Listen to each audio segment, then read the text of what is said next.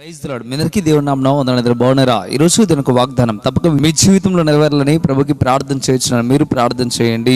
నన్ను కనపరచు వారిని నేను కనపరచేదను. 1 సమూయేలు 2:30 ప్రేమని బిడ్డలారా, దేవుడి ఉదయకాల సమయంలో నేరుగా మీతో మాట్లాడటం ప్రారంభిస్తూ ఉన్నాడు. ఏమంటున్నాడంటే, ఎవరైతే నన్ను కనపరుస్తారో వారిని నేను కనపరుస్తాను అని చెప్పడం ప్రారంభిస్తూ ఉన్నాడు. భూమి మీద చాలా మంది మనుషులు ఘనతను కోరుకుంటూ ఉంటారు, కానీ అందరికీ ఆ ఘనత దక్కదు.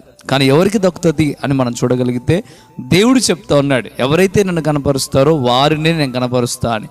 దేవుడిని ఎవరైతే కనపరుస్తారో వారినే దేవుడు కూడా కనపరుస్తూ ఉంటాడు. బాగా గమనించండి, దానియేలు, షడ్రక్, మేషక్, అబేద్నెగోలు మీరు గమనించగలిగితే వారు పరాయి దేశంలో ఉన్నప్పటికీ దేవుణ్ణి కనపరిచారు. దేవుని కొరకు ప్రాణం పెట్టడానికి కూడా సిద్ధపడ్డారు. దేవుని ఎంతగా కనపరిచారంటే ప్రాణం పోతున్నా కానీ దేవుని కనపరచడానికి సిద్ధపడ్డారు. అందుకే దేవుడు వారిని గొప్ప గొప్ప స్థానాల్లో కూర్చోబెట్టి ఉన్నాడు. ప్రియమైన బిడ్డలారా, నీవైతే ఘనతను కోరుకుంటున్నావు కానీ దేవుని సన్నిధిలో బలముగా ఉండట్లేదు. ప్రభువు నేరుగా చెప్పడం ప్రారంభిస్తూ ఉన్నాడు, గణపరుస్తా, కానీ ఎప్పుడు కనపరుస్తా?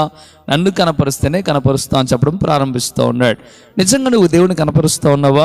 నువ్వు ఏ స్థానంలో అయితే పని చేస్తూ ఉన్నావో ఆ చోట దేవుని కనపరుస్తూ ఉన్నావా? నీ మందిరంలో దేవుని కనపరుస్తూ ఉన్నావా? నువ్వు ఎక్కడున్నా దేవుని కనపరచడానికి సిద్ధపడితే దేవుడు కూడా నిన్ను కనపరుస్తాడు. షడ్రక్, మేషక్, అబేద్నెగోల నుండి మనం గొప్ప విషయాన్ని మనం నేర్చుకున్నాం. నిజంగా ఆ రీతిగా ఉండడానికి మనం సిద్ధపడితే దేవుడు మనల్ని కూడా కనపరుస్తూ ఉంటాడు.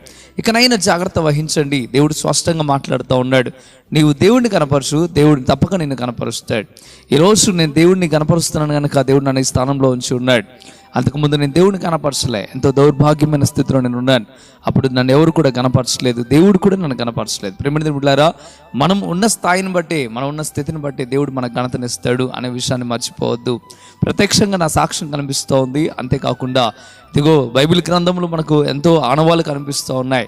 దానియేలు కానీ, షడ్రక్, మేషక్ కానీ, అబేద్నెగోలు కానీ, అదే రీతిగా దావీదు కానీ, మిగతా శిష్యులు కానీ అందరినీ గమనించగలిగితే వారు దేవుణ్ణి కనపరిచారు కనుక దేవుడు వారిని కనపరిచాడు. ఇదే మంచి సమయం, నీవు కూడా దేవుణ్ణి కనపరచు. భూమి మీద నీ ప్రాణం ఉన్నంతసేపు ప్రభుని కనపరచడానికి ఒక మంచి తీర్మానానికి రా. దేవుడు తప్పక నీకు కూడా ఘనతనిస్తాడు. ప్రార్థన చేస్తాను, ప్రార్థనలోకి భావించండి. ప్రార్థన. పరిశుద్ధుడా, వందనాలు ప్రభువా, నీ బిడ్డలను దీవించండి, ఆస్వాదించండి, కృప దయచేయండి ప్రభువా. నన్ను కనపరచు వారిని నేను కనపరుస్తాను మీరు చెప్పారు. తప్పక ఈ వాగ్దానం వింటున్న ప్రతి బిడ్డ జీవితంలో నెరవేర్చబడును గాక. ప్రభువా, మీకు వందనాలు అయ్యా. ఈ వాగ్దానం ప్రకారం నీ బిడ్డలు జీవించి మేలు పొందుకోవడానికి సహాయం దయచేయండి. ఇంకనూ నేను ఉన్నతమైన స్థితికి మార్చండి ప్రభువా. ఎవరైతే నేను ప్రార్థనలోకి భావిస్తూ విశ్వాసంతో నమ్మకంతో ఉంటున్నారో వారి పట్ల అద్భుతమైన కార్యం మీరు దయచేయమని, వారి సమస్యల్లో, కష్టాల్లో, ఇబ్బందుల్లో నిన్ను కనపరచడానికి సిద్ధపడుతూ ఉండగా వారిని కూడా మీరు గణపరచమని, దీవించి ఆస్వాదించమని యేసయ్య నామములో అడిగి వేడుకుంటున్నాము తండ్రి. ఆమేన్, ఆమేన్. ప్రియమైన బిడ్డలారా, ఈ వాగ్దానం ద్వారా దేవుడు మీతో మాట్లాడినట్లయితే తప్పక వీడియోని లైక్ చేయండి, షేర్ చేయండి, సబ్స్క్రైబ్ చేయండి. ఈ వాగ్దానం